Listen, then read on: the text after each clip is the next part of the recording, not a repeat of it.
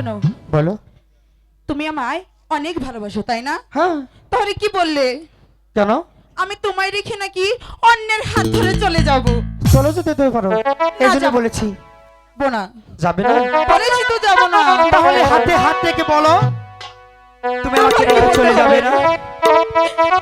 আচ্ছা ঠিক আছে, হাত রেখেই বলছি, তোমাকে ছেড়ে কোথাও যাব না। সত্যি? সত্যি।